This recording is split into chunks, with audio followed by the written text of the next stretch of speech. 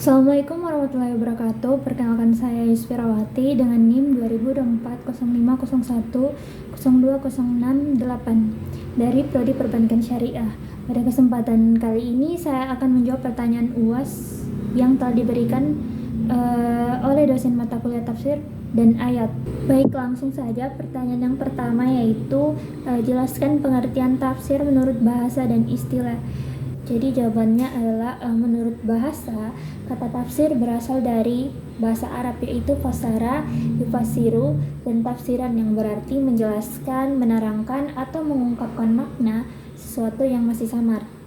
Sedangkan menurut istilah, tafsir adalah ilmu yang membahas tentang penjelasan makna ayat-ayat Al-Quran berdasarkan kaidah-kaidah tertentu agar isi, hukum, dan pesan yang terkandung di dalamnya dapat dipahami dengan benar sesuai maksud Allah Subhanahu wa Ta'ala.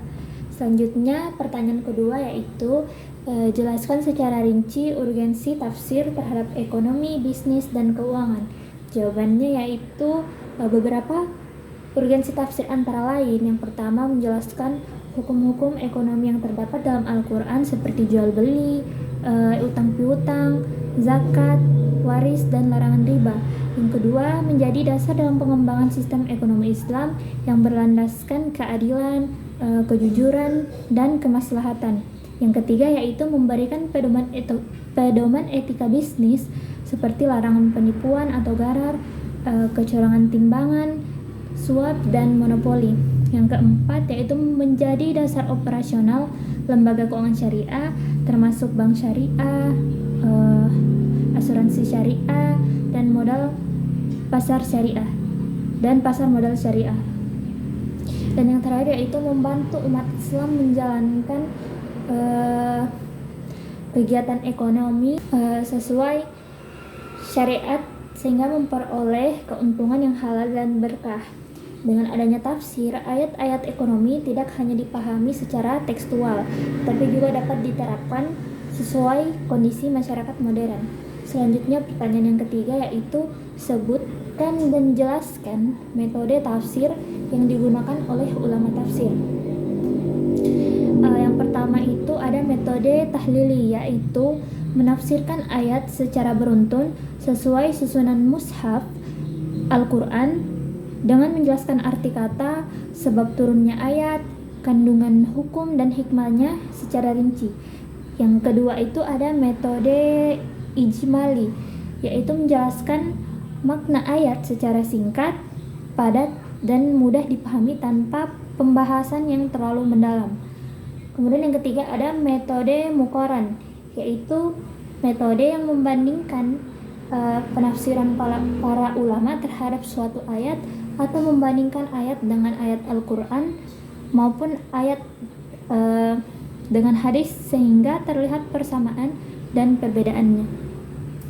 Kemudian yang terakhir ada metode maudhu'i atau tematik, yaitu mengumpulkan seluruh ayat yang membahas satu tema tertentu, misalnya riba, zakat, atau perdagangan, kemudian dianalisis secara menyeluruh sehingga diperoleh pemahaman yang utuh. Selanjutnya soal yang keempat yaitu jelaskan arti kata wal baqiyatus shalihat dari potongan ayat surah Al-Kahfi ayat 46 yang berbunyi al-malu wal banuna zinatul hayatid dunya wal baqiyatus shalihat khairan inda rabbika sawaban wa khairan amala, yang artinya adalah amal-amal saleh yang pahalanya kekal di sisi Allah. Menurut para ulama, yang termasuk al-baqiyah as-shalihat antara lain salat, zikir, sedekah, membaca Al-Quran, membantu sesama, dan seluruh amal baik yang dilakukan dengan ikhlas. Untuk tafsir ayat tersebut, ayat ini menjelaskan bahwa harta dan anak hanyalah perhiasan kehidupan dunia yang sifatnya sementara. Keduanya dapat menjadi nikmat, tetapi juga bisa menjadi ujian bagi manusia. Sebaliknya, amal saleh adalah bekal yang akan tetap bernilai di sisi Allah dan memberikan pahala yang kekal. Dalam perspektif ekonomi Islam, ayat ini mengajarkan bahwa mencari harta diperbolehkan, tetapi penggunaannya harus sesuai syariat. Harta sebaiknya dimanfaatkan untuk ibadah, zakat, infak, sedekah, dan kegiatan yang membawa manfaat bagi masyarakat sehingga menjadi amal yang bernilai di akhirat. Selanjutnya pertanyaan yang kelima, yaitu dalam Al-Quran terdapat 4 fase pelarangan riba. Untuk pertanyaan yang pertama, yaitu bagian A, yaitu jelaskan secara rinci fase pelarangan riba. Untuk fase pertama, yaitu Quran Surah Ar-Rum ayat 39, yang berarti ayat ini belum mengharamkan riba, tetapi menjelaskan bahwa riba tidak menambah keberkahan di sisi Allah, sedangkan zakat akan melipat gandakan pahala. Kemudian fase yang kedua, yaitu Quran Surah An-Nisa ayat 160-161. Allah mencela kaum Yahudi karena tetap memakan riba padahal telah dilarang. Ayat ini menjadi peringatan bahwa riba merupakan perbuatan yang buruk. Selanjutnya fase ketiga, yaitu Quran Surah Ali Imran ayat 130 yang membahas mengenai Allah melarang kaum muslimin memakan riba yang berlipat ganda. Larangan mulai ditegaskan kepada umat Islam. Kemudian fase keempat, yaitu Quran Surah Al-Baqarah ayat 275 sampai 281. Pada tahap ini Allah mengharamkan seluruh bentuk riba secara tegas. Bahkan orang yang tetap menjalankan praktik riba setelah datang larangan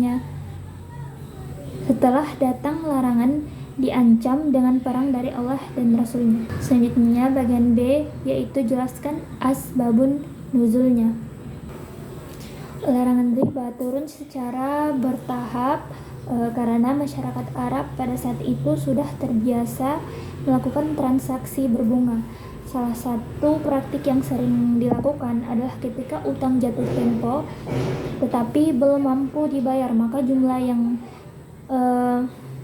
utang sebelumnya ditambah dan waktu pembayarannya diperpanjang. Praktik ini membuat orang miskin menjadi semakin terbebani. Oleh karena itu, Allah menurunkan larangan riba secara bertahap agar masyarakat lebih mudah meninggalkannya. Selanjutnya yang C, yaitu sebutkan urutan ayatnya. Yang pertama itu Quran Surah Ar-Rum ayat 39, selanjutnya Quran Surah An-Nisa ayat 160 sampai 161. Selanjutnya ada Quran Surah Ali Imran ayat 130, dan yang terakhir ada Quran Surah Al-Baqarah ayat 275 sampai 281. Kemudian bagian D, jelaskan tafsirnya secara rinci. Dari keseluruhan ayat tersebut dapat dipahami bahwa Islam melarang segala bentuk pengambilan keuntungan yang merugikan salah satu pihak dalam transaksi utang piutang. Riba membuat yang kaya semakin kaya, sedangkan yang miskin semakin terbebani. Islam mengajarkan sistem ekonomi yang adil melalui mekanisme jual beli, kerjasama usaha, musyarakah, bagi hasil, mudharabah, dan transaksi yang saling menguntungkan tanpa unsur penindasan. Larangan riba bertujuan menjaga keadilan, menghindari eksploitasi, memperkuat kepedulian, dan menciptakan stabilitas ekonomi. Dan yang terakhir yaitu berikan contoh implikasi praktis dalam dunia ekonomi dan keuangan. Beberapa contoh penerapannya antara lain yang pertama adalah bank syariah yang menggunakan sistem bagi hasil ya, seperti mudharabah dan musyarakah, bukan bunga. Selanjutnya ada pembiayaan rumah menggunakan akad murabaha atau ijarah, bukan kredit berbunga. Selanjutnya ada investasi yang dilakukan pada usaha yang halal dan bebas dari unsur riba, gharar, dan maisir. Kemudian ada pelaku usaha yang menerapkan transaksi yang jujur, transparan, dan saling menguntungkan. Dan yang terakhir ada masyarakat dianjurkan memperbanyak zakat, infak, sedekah, dan wakaf sebagai bentuk pemerataan ekonomi. Baik, itu tadi penjelasan dari saya. Sekian. Wabillahi taufiq wal hidayah. Wassalamualaikum warahmatullahi wabarakatuh.